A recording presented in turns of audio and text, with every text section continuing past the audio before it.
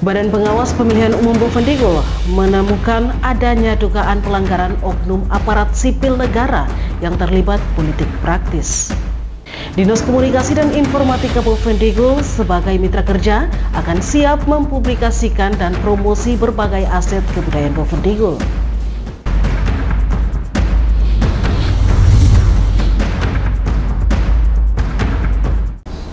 Halo, selamat pagi Bapak Mama dan Mbak Saudara dong semua. Jumpa lagi dalam tayangan Info Digul edisi hari ini, Kamis 14 November 2024. Itulah dua topik berita yang akan kami sajikan bersama berita lainnya. Bersama saya Roman Agnesia Bermase, inilah Info Digul selengkapnya.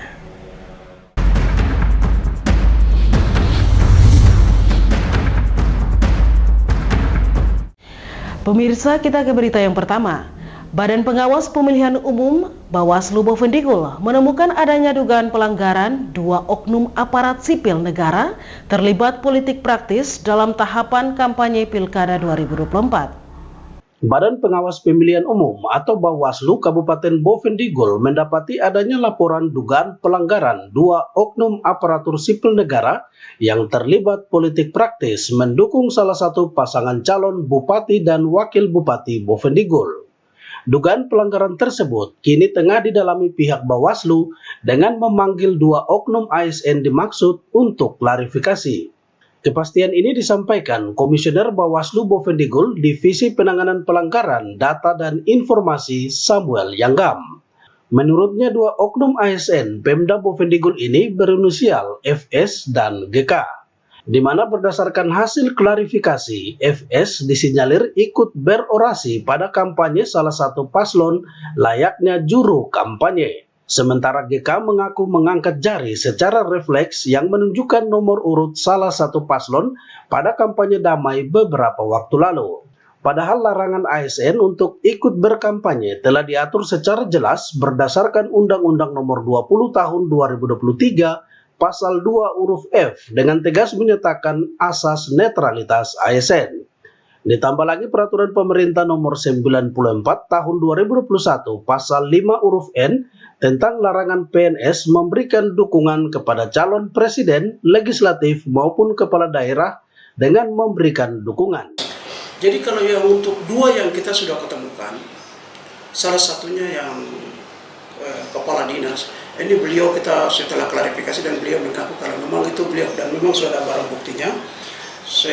Beliau sempat di tempat pintu 7 atau di mana ya, itu sempat pegang mic dan berkampanye, berorasi bersama dengan tim, salah satu tim di sana, sehingga itu menjadi barang bukti buat kita untuk kita harus tindak lanjuti seperti itu. Sementara kalau salah satu ibu dia menghadiri kampanye damai, tapi setelah kita klarifikasi, beliau sampaikan, ibu itu sampaikan kalau itu hanya refreshing seketika pas ketemu sama bakal calon, langsung tidak secara langsung beliau menunjukkan atau mengangkat jari sesuai dengan nomor urut yang bakal calon. Samuel Yanggam menyebut bentuk pelanggaran ini tetap akan diproses lebih lanjut ke tingkat provinsi dan selanjutnya ke pusat. Bukti dan bentuk pelanggaran akan dinilai oleh Kemendagri dan Kemenpan RB bersama Komisi Disiplin ASN. Dirinya mengajak seluruh ASN maupun P3K untuk tidak lagi ikut terlibat dalam politik praktis, karena hal tersebut akan merugikan diri sendiri, di mana telah ada larangan melalui berbagai regulasi yang menekankan netralitas ASN. Tim Liputan Digul TV mengabarkan. Sementara itu, pemirsa, pada sosialisasi Undang-Undang Nomor 5 Tahun 2017 tentang pemajuan objek kebudayaan, Dinas Komunikasi dan Informatika Bovendigul sebagai mitra kerja akan siap mempublikasikan dan promosi berbagai aset kebudayaan Bovendigul.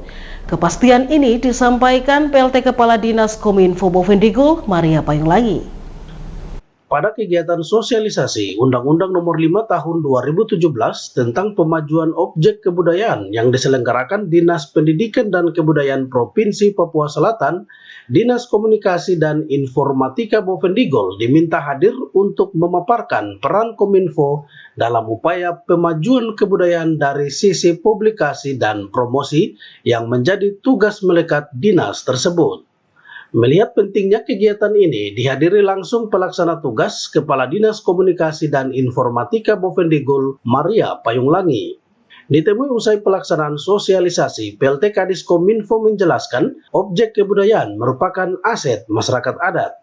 Sementara peran Kominfo lebih pada tugas promosi untuk memperkenalkan kebudayaan lokal ke luar daerah. Selain itu, melalui promosi yang dilakukan, Kominfo bisa memberikan edukasi kepada masyarakat Bovendigul untuk bagaimana melestarikan aset kebudayaan yang ada dalam rangka mendukung pemajuan objek kebudayaan di Kabupaten Bovendigul. Kebetulan ini kegiatan yang dilaksanakan oleh Dinas Pendidikan dan Kebudayaan Provinsi Papua Selatan. Di sini terkait dengan sosialisasi Undang-Undang Nomor 5 tahun 2017 itu tentang pemajuan kebudayaan, tentang objek pemajuan kebudayaan. Nah, kami dari Kominfo diminta untuk memberikan materi terkait dengan peran Kominfo dalam pemajuan kebudayaan. Nah, di sini tadi saat memberikan materi yang lebih cenderung saya sampaikan di situ dengan bagaimana promosi kebudayaan itu, literasi digital yang harus diterapkan, dan bagaimana adat istiadat itu tetap dilestarikan, sehingga materi-materi yang lebih cenderung disampaikan di situ bagaimana peran Dinas Kominfo itu sendiri untuk pemajuan kebudayaan ini. Nah, Kominfo harus bisa berperan di mana bahwa bagaimana mempromosikan, ya, bagaimana cara untuk melestarikan kebudayaan ini, adat istiadat yang ada ini, itu bagaimana Kominfo sebagai perannya sebagai penyebar luasan informasi dan juga sebagai edukasi untuk masyarakat untuk mengenal bagaimana kebudayaan atau adat istiadat yang ada di daerah sini, seperti itu. Ini mungkin terkait tadi ada salah satu peserta yang memberikan pertanyaan terkait wadah untuk pemasaran mereka punya hasil-hasil produk-produk mereka. Produk-produk. Mungkin tanggapan dari Ibu terkait itu apa solusinya? Baik. Tadi memang ada satu pertanyaan meminta kepada kami Dinas Kominfo bekerja sama dengan kebudayaan untuk membuat salah satu aplikasi guna pemasaran. Mereka punya produk-produk yang sudah dihasilkan oleh sanggar-sanggar ini. Mereka butuh salah satu aplikasi untuk pemasaran. Sehingga tadi saya sampaikan bahwa kalau terkait dengan pemasaran atau salah satu aplikasi bisa datang kembali ke Dinas Kominfo untuk kita lihat bersama-sama apa yang perlu kita buat. Kalau memang kita harus buat salah satu aplikasi untuk bagian pemasaran, ya nanti kita bekerja sama dengan kebudayaan. Namun kan kami sudah pernah memberikan pelatihan terkait dengan Tokopedia. Nah, di situ kami dengan sangkar-sangkar ini kami membantu mereka untuk membuka bekerja sama dengan Dewan Kesenian. Nah, Dewan Kesenian kami sebagai Dinas Kominfo memberikan pelatihan untuk bagaimana membuka lapak-lapak di Tokopedia untuk menjualkan mereka punya produk-produk. Kami juga ada website sebenarnya. Nah, website ini kami bisa buka salah satu portal. Nah, portal itu yang bisa membantu masyarakat untuk memasarkan mereka punya produk-produk atau potensi-potensi yang ada di daerah ini. Seperti itu. Mungkin ada harapan untuk peserta yang mengikuti kegiatan sosialisasi ini, harapan kepada mereka? Baik, harapan saya memang melihat di sini yang disayangkan yang mengikutinya itu kebanyakan orang-orang tua yang seumuran dengan saya. Saya lebih cenderung itu yang mengikuti kegiatan tersebut ini adalah anak-anak muda. Kenapa? Anak-anak muda ini yang akan melanjutkan estafet terkait dengan pelestarian kebudayaan tersebut, sehingga kalau mereka yang hadir mendengar materi apa yang kami sampaikan itu bisa memberikan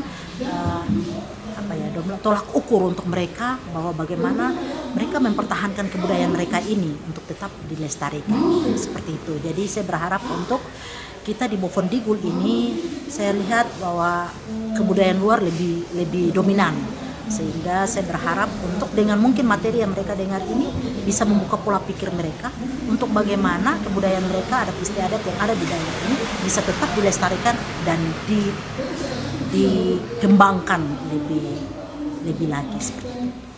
Pada momentum sosialisasi pemajuan objek kebudayaan, Dinas Kominfo juga diminta menyediakan salah satu aplikasi khusus untuk mendukung pemasaran berbagai hasil karya masyarakat yang merupakan ciri khas Bovendigul.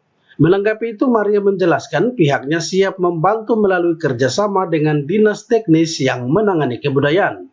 Karena sebelumnya Dinas Kominfo bekerja sama dengan Dewan Kesenian sudah pernah membuka lapak digital bagi sanggar-sanggar seni budaya melalui aplikasi jual beli Indonesia yakni Tokopedia.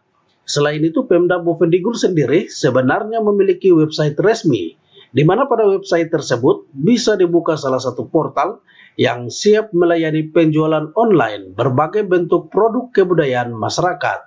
Tim Liputan Digul TV, Anis mengabarkan.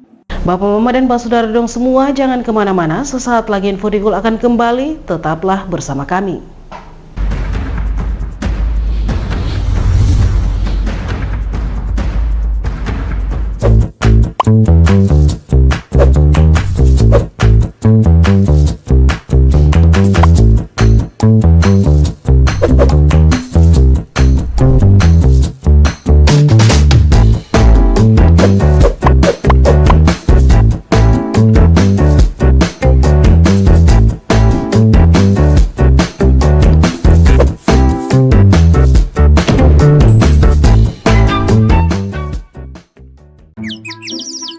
Ini bapak, ini ibu.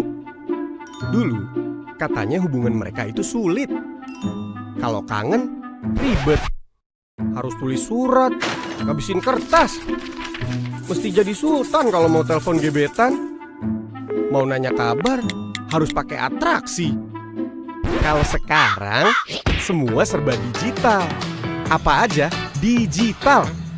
Surat-suratan, non-stop chattingan, telepon gebetan, internet jadi andalan.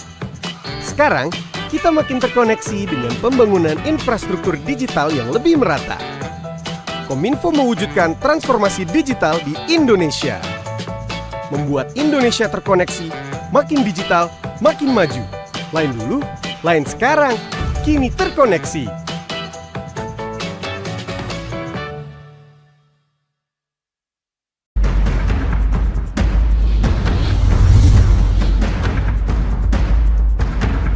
Terima kasih Anda masih bersama kami. Kita ke info selanjutnya.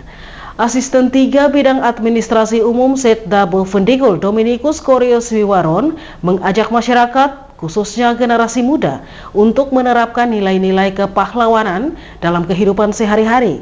Pentingnya semangat persatuan dalam upaya meningkatkan kualitas sumber daya manusia untuk membangun Kabupaten Bovendigul. Semangat perjuangan para pahlawan harus menjadi teladan dalam upaya membangun daerah dan bangsa. Peningkatan kualitas pendidikan dan keterampilan generasi muda Bovendigul sangat penting agar mereka bisa berkontribusi pada kemajuan daerah. Semangat kepahlawanan ini harus diterapkan dalam setiap aspek kehidupan, mengisi kemerdekaan dengan tindakan produktif untuk kemajuan bersama. Asisten 3 Bidang Administrasi Umum Dominikus Koreus Wiwaron menegaskan, untuk membangun Bovendigul yang lebih maju dan sejahtera, seluruh masyarakat harus bersatu meningkatkan kualitas SDM khususnya generasi muda dan mencintai tanah kelahirannya, mengisi kemerdekaan dengan tindakan produktif yang memberikan manfaat bagi kemajuan bersama. Baik, ini yang harus diterapkan di Bovendigul, kita harus bersatu. Bagaimana kita mengembangkan, meningkatkan sumber daya manusia, khususnya generasi muda, lebih mencintai Bovendigul sehingga Bovendigul bisa berkembang sesuai dengan pembangunan yang benar sudah dicita-citakan oleh para pahlawan untuk negara, untuk menjamin, mensejahterakan dan memakmurkan negara. Menurut Domin Wiwaron, penguatan SDM harus dilakukan melalui pendidikan dan peningkatan keterampilan generasi muda menjadi kunci utama untuk memajukan Kabupaten Bovendigul. Kualitas pendidikan yang baik dan keterampilan yang berkembang, generasi muda dapat mengambil peran lebih besar dalam pembangunan daerah, bangsa, dan negara. Asisten 3 mengajak masyarakat Bovendigul untuk mengenang jasa para pahlawan, tidak hanya mengingat sejarah perjuangan mereka, tetapi juga dengan berkontribusi aktif dalam pembangunan daerah melalui kerja keras, dedikasi, dan semangat gotong royong. Jadikan semangat kepahlawanan sebagai motivasi untuk terus berjuang membangun daerah ini demi kemajuan dan kesejahteraan bersama. Tim Liputan Digul TV, Dedi mengabarkan. Saudara, masih terkait Hari Pahlawan, Kepala Dinas Kesehatan Kabupaten Boven Digul, Dr. Meli Teresia Manopo menegaskan pentingnya penerapan keputusan Menteri Kesehatan tentang petunjuk teknis integrasi pelayanan kesehatan primer. Pada keputusan tersebut, terdapat 6 pilar transformasi sistem kesehatan yang menjadi penopang utama bagi pembangunan kesehatan Indonesia termasuk di Kabupaten Boven Digul. Integritas layanan kesehatan primer yang diatur dalam kebijakan tersebut bertujuan untuk meningkatkan kualitas dan pemerataan layanan kesehatan di seluruh wilayah Indonesia, termasuk daerah terpencil seperti Boven Digul. Keputusan Menteri Kesehatan ini memberikan panduan yang jelas mengenai sistem pelayanan kesehatan primer yang harus diintegrasikan untuk memberikan pelayanan yang lebih baik, efektif, dan efisien kepada masyarakat. Kepala Dinas Kesehatan Boven Digul, Dr. Meli Teresia Manopo mengatakan keputusan Menteri Kesehatan Republik Indonesia tentang petunjuk teknis integrasi pelayanan kesehatan primer terdapat 6 pilar transformasi sistem kesehatan sebagai penopang kesehatan Indonesia. 6 pilar itu diantaranya transformasi pelayanan kesehatan primer, pelayanan kesehatan rujukan, transformasi sistem ketahanan kesehatan, sistem pembiayaan kesehatan, dan transformasi sumber daya manusia kesehatan, serta transformasi teknologi kesehatan. Keputusan Menteri Kesehatan Republik Indonesia nomor HK 0107 Menkes 2023 tentang petunjuk teknis integrasi pelayanan kesehatan primer terdapat 6 pilar. Transformasi sistem kesehatan sebagai penopang kesehatan yaitu transformasi pelayanan kesehatan primer, transformasi pelayanan kesehatan rujukan, transformasi sistem ketahanan kesehatan, transformasi sistem pembiayaan kesehatan, transformasi SDM kesehatan, dan transformasi teknologi kesehatan. Lebih lanjut, Kepala Dinas Kesehatan menegaskan penerapan kebijakan integrasi akan melibatkan seluruh stakeholder terkait, termasuk puskesmas, tenaga medis, dan pihak lain yang berperan dalam sektor kesehatan. Integrasi layanan kesehatan primer akan mencakup penguatan sistem puskesmas, layanan ibu dan anak, program imunisasi, serta layanan pencegahan penyakit di tingkat komunitas. Diharapkan ke depan program ini mendapat dukungan penuh dari pemerintah daerah dan masyarakat agar transformasi sistem kesehatan dapat berjalan dengan baik sehingga kualitas hidup masyarakat Boven Digul bisa terus meningkat. Tim Liputan Digul TV, Dedi melaporkan. Bapak Mama dan Pak Saudara dong semua, jangan kemana-mana, sesaat lagi Info Digul akan kembali, tetaplah bersama kami.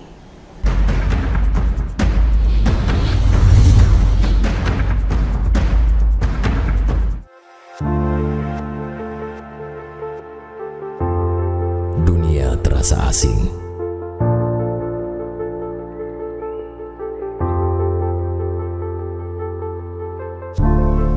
Karena makna yang hilang.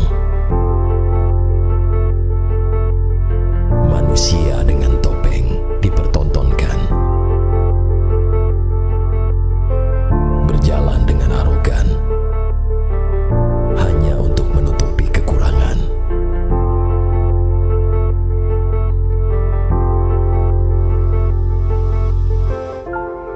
Hilang sudah jati diri sebenarnya.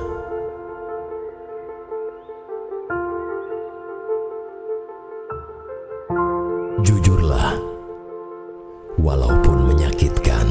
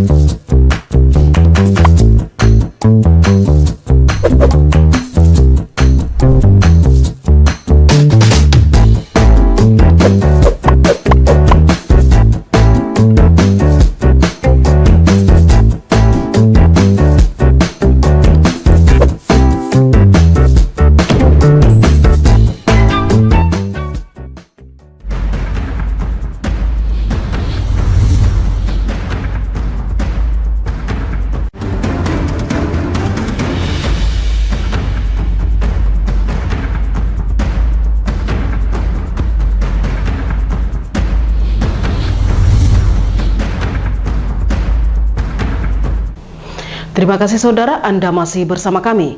Penataan struktur layanan primer tentu membutuhkan pendekatan baru dan berorientasi pada kebutuhan layanan di setiap siklus kehidupan yang diberikan secara komprehensif dan terintegrasi antara tingkat fasilitas pelayanan kesehatan. Diperlukan pendekatan baru dalam penataan struktur layanan kesehatan primer dan layanan publik di Kabupaten Boven Digul untuk memenuhi kebutuhan masyarakat secara komprehensif, terintegrasi, dan responsif terhadap setiap siklus kehidupan. Penataan struktur layanan primer tentunya membutuhkan pendekatan baru yang berorientasi pada kebutuhan layanan di setiap siklus kehidupan yang diberikan secara komprehensif, terintegrasi antar tingkatan fasilitas pelayanan kesehatan.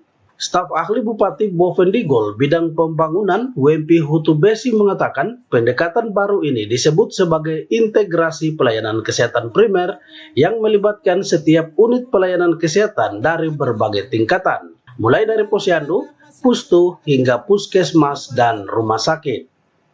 Penataan struktur layanan primer tersebut tentunya membutuhkan pendekatan baru yang berorientasi pada kebutuhan layanan di setiap siklus kehidupan yang diberikan secara komprehensif dan terintegrasi antara tingkatan fasilitas pelayanan kesehatan. Pendekatan baru ini disebut dengan sebagai integrasi pelayanan kesehatan primer, melibatkan puskesmas, unit pelayanan kesehatan yang ada di kampung dan kelurahan, yang disebut juga sebagai puskesmas pembantu dan posyandu. Selanjutnya akan melibatkan seluruh fasilitas integrasi pelayanan kesehatan primer. Untuk menciptakan pelayanan publik yang optimal, perlu adanya penyelarasan antara kebijakan pemerintah dengan kebutuhan masyarakat.